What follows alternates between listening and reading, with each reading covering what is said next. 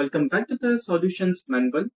In this video, we will solve the problem 2-52 from RC Hibbeler Engineering Statics 15th edition. According to this problem, we have to determine the magnitude of the resultant force and its direction, measured counterclockwise from the positive x-axis. So first of all, we have to resolve these three forces into their components along the x and the y-axis. So for F1 force, I have a vertical component and a horizontal component. Similarly, for the F2 force, I have a horizontal component and a vertical component. For F3 force, I have a horizontal component and the vertical component. Let's label them. So this right here is F1 sine 40. And the vertical component is F1 cos 40.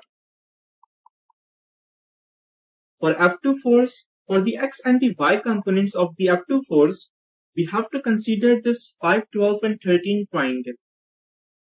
So the vertical component of the F2 force is F2 and the ratio of opposite, which is 5, over the hypotenuse, which is 13.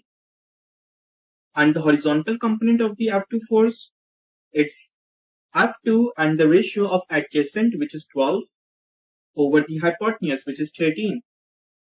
For F3 force, the horizontal component is F3 cos 30 and the vertical component is F3 sin 30. So far we have resolved these forces into their components. Now we can sum these forces along the x-axis and the y-axis to find the horizontal and the vertical components of the resultant force. So for Frx, the horizontal component of the resultant force, I am considering right hand side as positive. It is equals to summation of the forces in x direction. So we have F1 sine 40 minus F2 12 upon 13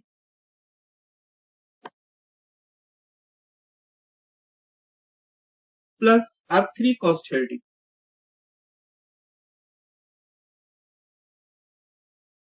Now we can substitute the values. So we have Frx is equals to F1 is 15 kilonewtons.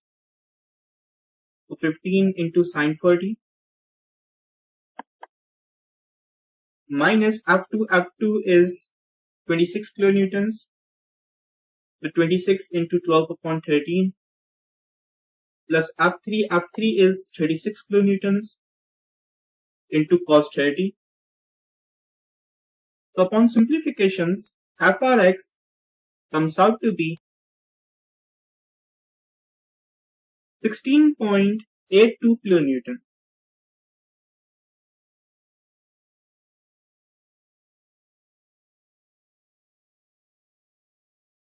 And since we are getting the positive answer and we had considered the right hand side as positive, the Frx is directed in the positive x-axis towards the right hand side.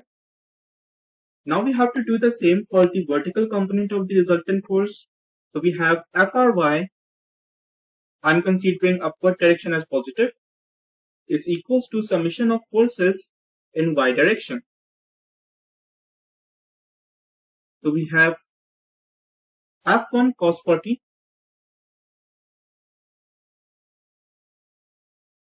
plus the vertical component of the F2 force, F2 5 upon 13 minus the vertical component of the F3 force, which is F3 sin 30. So if we substitute the values, we would have F1 cos 40, which means 15 cos 40 degrees, plus F2 5 upon 13, which means 26 into 5 upon 13, minus F3 sin 30, which means 36 into sin 30. So upon simplifications, Fry comes out to be 3.49 kilonewtons.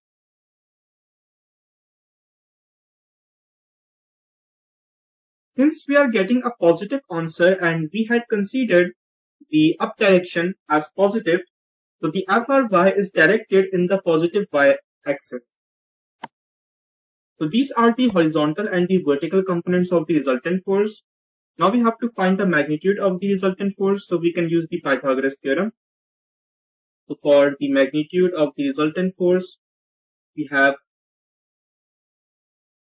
magnitude of the resultant force is equals to square root of Frx squared plus Fry squared.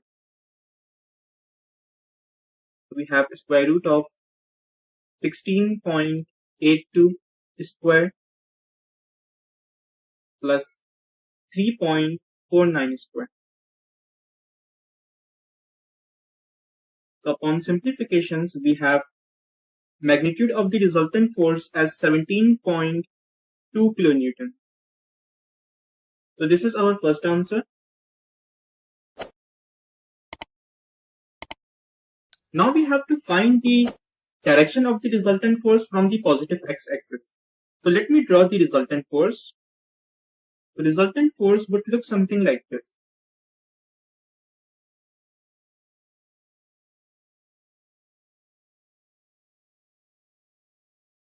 This is the positive x-axis, this is the positive y-axis, this is the negative x-axis, and this is the negative y-axis.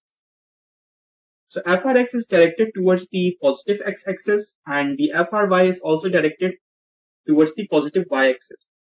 So by using head-to-tail rule of vector addition, this is the Frx, this is the Fry, and this is the resultant from the tail of the first vector to the head of the last vector. Let's label them. This right here is Fr, this is Fry, and this is Frx. And we have to measure the direction of the resultant force counterclockwise from the positive x-axis. So this is the angle that we have to find out. Let's call this theta. So for theta, we have tan theta is equals to the opposite, which is Fry, over the adjacent, which is Frx, and we just have to consider their magnitudes. So we have tan theta is equals to Fry, which is 3.49, divided by Frx, which is 16.82. So theta is equals to tan inverse of 3.49 divided by 16.82. So if you take the tan inverse of this value, then the theta comes out to be 11.72 degrees.